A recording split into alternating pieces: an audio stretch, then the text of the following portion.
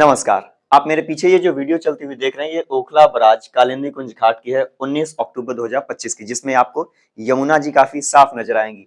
ये छठ का टाइम है और यमुना जी में फ्रेश वाटर का फ्लो काफी ज्यादा है और यमुना जी नदी जैसी लग रही है। अमूमन ऐसा नहीं होता है। यमुना जी की स्थिति दिल्ली में बहुत ही बुरी होती है, वो नदी जैसी लगती नहीं, लेकिन ये वीडियो देखकर आप समझ पाएंगे कि नदी नदी जैसी लग रही है। फ्रेश वाटर का फ्लो काफी अच्छा है और पानी साफ है। ये 19 अक्टूबर की वीडियो है। अगले ही दिन 20 अक्टूबर 2025 को डीपीसीसी यानी दिल्ली पोल्यूशन कंट्रोल कमेटी इस वाटर की सैंपलिंग करती है, जिसके रिजल्ट में पाया जाता है कि यमुना जी का जो बीओडी है इस लोकेशन का, वो 20 mg पर लीटर है और डिजॉल्व्ड ऑक्सीजन 1 mg पर लीटर है। आगे बढ़ने से पहले इस नंबर को याद रखिएगा, ये आगे समझने में बहुत ही ज्यादा काम आएगा। 20 mg पर लीटर बीओडी और 1 mg पर लीटर डिजॉल्व्ड ऑक्सीजन। बीओडी और डिजॉल्व्ड ऑक्सीजन को थोड़ा सा समझ लेते हैं।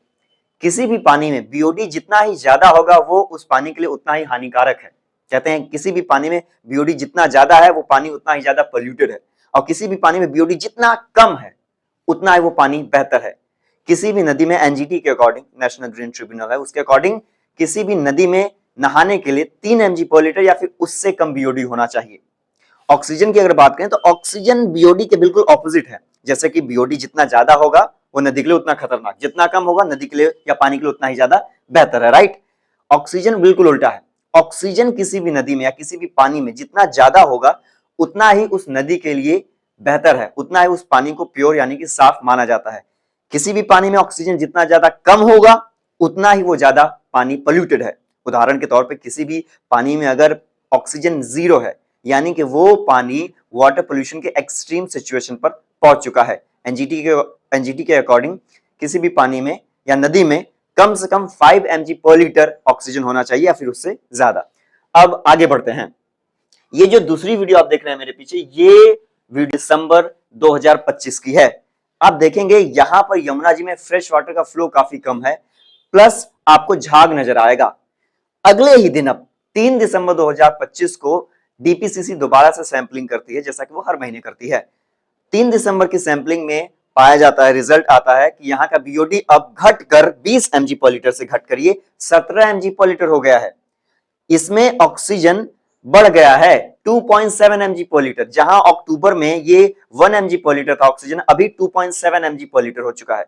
तो सवाल यहां पर यह समझ मुझे नहीं आ रहा, उठता है ये सवाल डीपीसीसी पर कि जब यमुना जी में फ्रेश वाटर का फ्लो अच्छा खासा था, जब यमुना जी में झाग नहीं था, तब बीओडी 20 बताया जा रहा है, तब ऑक्सीजन 1 mg पर लीटर बताया जा रहा है। पर जब यमुना जी में झाग नजर आ रहा है, फ्रेश वाटर का फ्लो काफी कम है, तब बताया जा रहा है कि बीओडी इसकी 17 हो चुकी है और ऑक्सीजन 2.7 mg पर लीटर हो चुकी है। तो ये कैसे पॉसिबल है? ये रिपोर्ट अपने आप पे सवाल खड़ा करता है। और अगली ये जो वीडियो देख रहे हैं ये कल की वीडियो है, यानी कि 11 जनवरी 2026 की। इसमें आप देखेंगे तो पानी जो है बिल्कुल ज्यादा एकदम चारों तरफ आपको यमुना जी में झाग ही झाग नजर आएगा। यमुना जी में फ्रेश वाटर का फ्लो बहुत ही कम है और बहुत ही गंदी स्मेल है। यमुना जी एकदम रोती हुई नजर आएंगी। तो ये सिचुएशन है फिलहाल यमुना जी की। तो सवाल डीपीसीसी से ये है कि आपने ये जो रिपोर्ट रिलीज की है, आपकी इन दोनों रिपोर्ट्स में से सही कौन सी है? आपने जो अक्टूबर में रिलीज की वो आपकी सही रिपोर्ट है, या फिर आपने जो दिसंबर में रिलीज की वो सही है? आप गलत कहां हैं?